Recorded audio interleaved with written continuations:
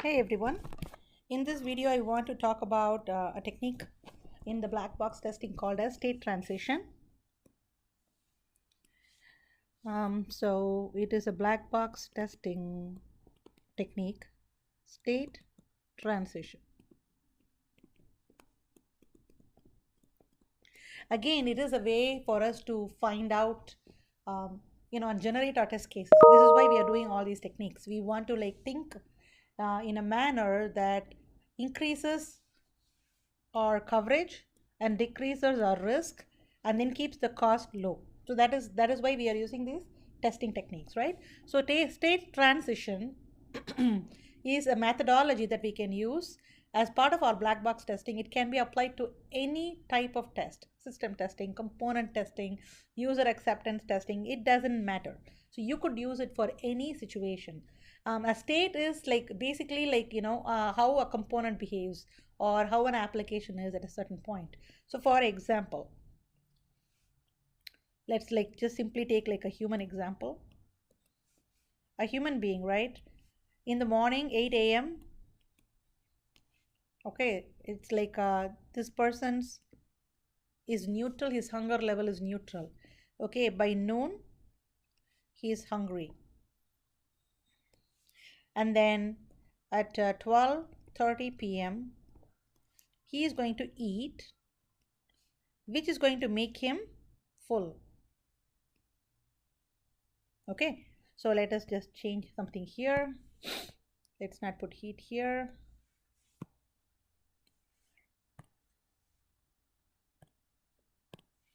So here he is full.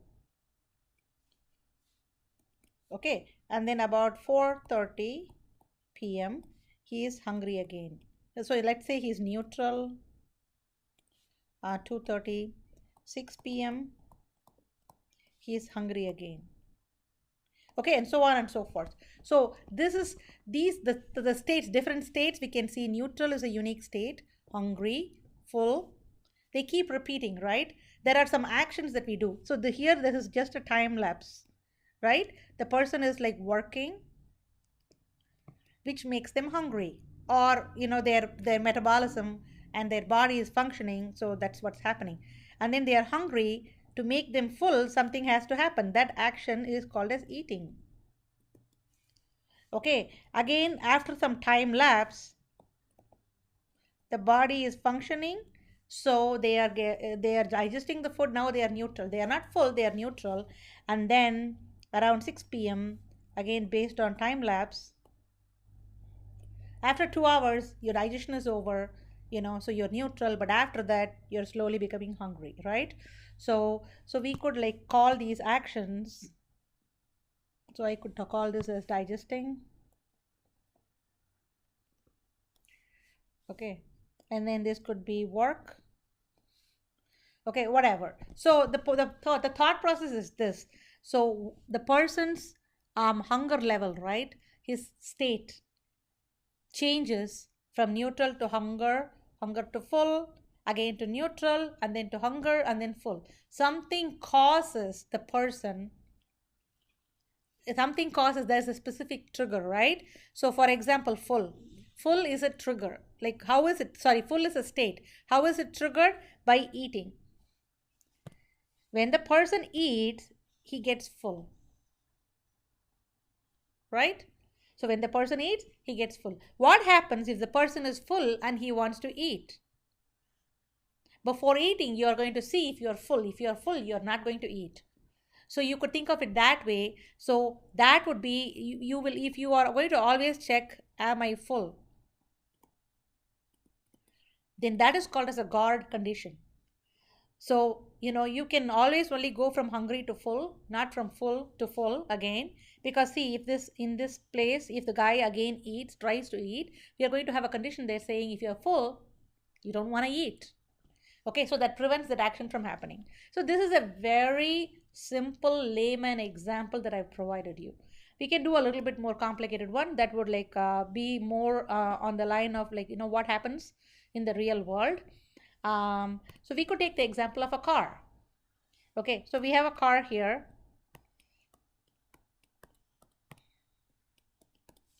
The car is going to be at a stop. The car is going to have these as the states. Okay, it can have a start, it can have a stop, it can have a move forward, move backward, neutral, and then we could call it as park, right? So these could all be states. So let's think about it. So a state diagram has circles to depict each and every state. So let us say you are in a park mode. Okay, from park you want to jump to start. How would you do that? You either you use the ignition, right? Ignition key, whatever it is that happens is going to switch this car from a park state to a start state. Okay, from a start state, if you want, you can either go forward, neutral, or backward. Backwards, neutral, forward. So these are different states we can go to, right? So for what happens, when would I go forward? What should happen? I have to accelerate. And I have to have the forward gear. Okay, I have to say like I should be in drive, right? So let me just simplify this. So I have to have say gear equal to drive.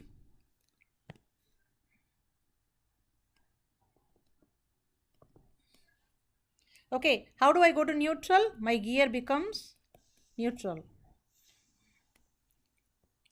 I have to go backwards means my gear becomes reverse.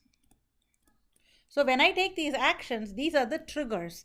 When I do my drive gear as drive and then I accelerate, the car is going to move forward.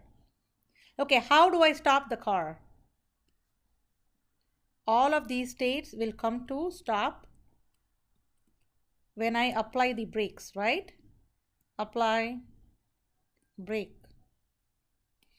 So I'm going to stop the car. And then when I change the gear equal to park, the car will again go back to park. It will go back to the park state, right?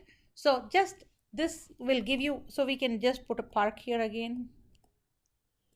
So this is basically every circle shows a state, and then the state transition means that our focus is going to be to test all these transitions. Wherever there is a jump in the arrow, that is what we want to focus on. So you want to make sure you're doing the ignition to see if the park changes to start.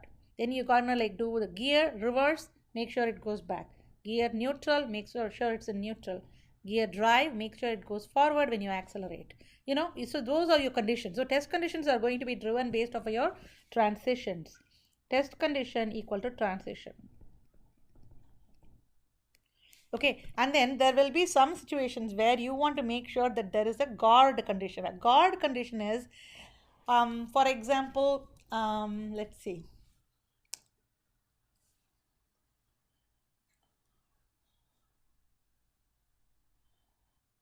This probably is not a good example.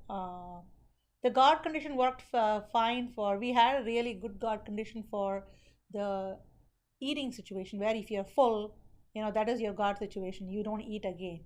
You check before you eat. So in this case, okay, if your gear is already parked, you're going to be in a standstill mode. So you can park and stop, I think. So something like that. So I'm sorry, I'm so sorry. I just can't think of a situation in this particular example, but you understand, right? A guard condition prevents a state change. Oh, this is a great example. I think the book has this one. Like for example, if you are in a bank, you go to the bank, this is your account, you have $4,000, right? So initially you come and you withdraw. Let us say you withdraw $2,000. That is going to be successful. Then you again come and you withdraw $3,000. This is going to fail, right? So it is the same transition, right? Your account, the same operation is happening, but one time it succeeds, the next time it fails. So before you withdraw, you have to make sure that you have enough fund in your account. So that would be the check. The check would be withdraw amount less than fund.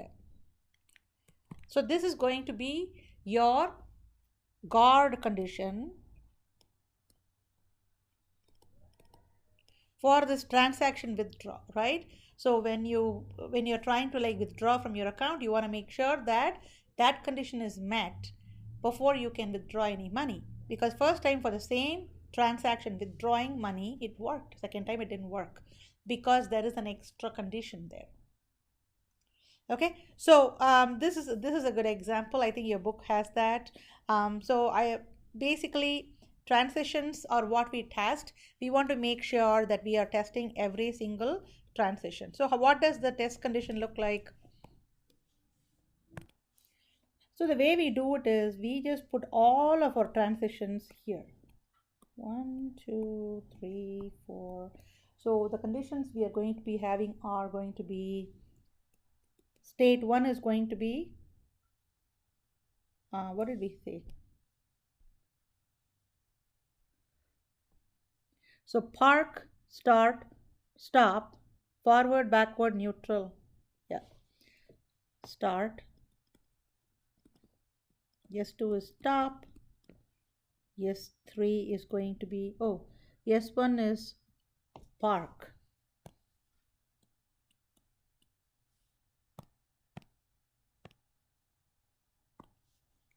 Park. Then you have start. Then you have neutral. S4 is going to be forward. S5 is backwards. S6 is stop. Okay. So this is going to be your condition. So we are just going to say what should happen to make the transition happen. What are your triggers? Okay. So that is what we are going to be writing here. What would trigger you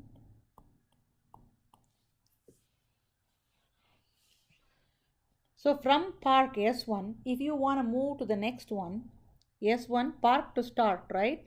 S1 to S2, how do we get there? From S1 you want to jump to S2, that is called ignition. Okay, from S2, do you want to go to S3? So you would say gear equal to neutral, right? So S2 will go to S3. Okay, gear equal to drive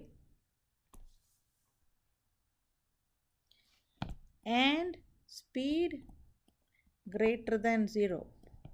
That would be your trigger from start to S4.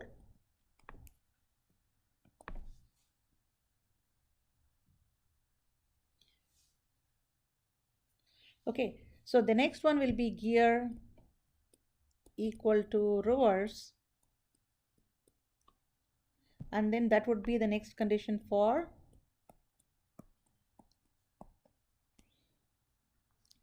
S5. So from start you could go S3 or S4 or S5 depending on your different triggers. Okay, so we have neutral and that one and that one. So let's see what else we have. How do we stop? Apply brake. So from any of these conditions, from neutral or anywhere, if you want to stop the car, brake. So you brake, you apply brake, and then from S3 you will go to S6. Oh, sorry. From S3 you can go to, when you are in neutral, you apply brake, you go to S6. Forward S6. Backward will be S6. So S6 is stop. So stop to park, if you want to go, you have to turn off ignition. Okay, so we could do one more condition here. And then ignition off.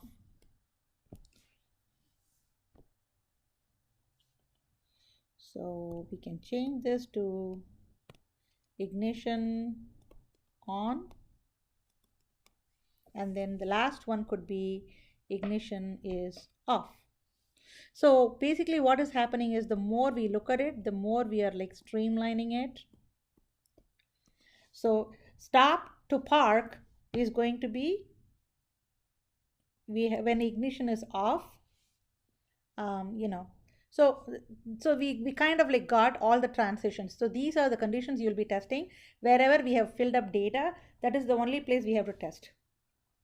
Okay, because from anywhere else, let us say like from neutral to S6, right? So from start you can go anywhere. From neutral, if you change the gear to drive, you can again go to forward.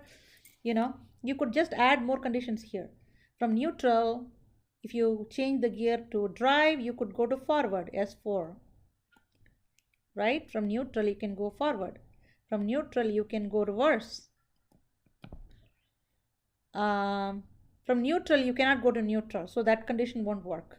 So from forward you could go to S3. From here you could go to S5. Okay, everything is possible, right? So we could go to S3 and then we could go to S4. Okay, so there are so many ways we could test it, but you want to identify the very important transitions that you want to test. The major ones, you don't have to test all of them. The unique ones, the major ones are going to be these guys, right? That's what we identified. We said going to S6 and this one, they are really important, right? So you want to make sure that you are testing those for sure, and the extra conditions, if you have the time, you can accommodate it, then you want to test it. But these conditions, this is what we initially proposed, and these are things that you want to make sure that you test. So each and every one that I have circled is going to become a transition testing. They will become a test case. So you will have a test case that says, when I change from parking to start, based upon the ignition equal to on. So you would have a test condition that says, if ignition is on, S1 should change to S2. That is the transition you're testing. So that is how your test plans will be. Okay, so when I say like state transition state table, this is a state table. Okay, and this guy here is going to be the state diagram. This is going to be the state diagram. Okay, state diagram and state table. So just remember, one state to another state, the transition is what we are interested in testing. You want to identify the trigger, which is what happens. The top portion of this table are the triggers. When ignition is on, when gear is neutral, all those are going to be your triggers. Then there is going to be a situation where there could be a guard condition to prevent the state from happening. Something has to become true in order for us to be able to make the transition. So we saw that with withdrawing money from the bank account, the guard condition was to make sure that the withdrawal amount is not greater than the amount of fund that you have in your account.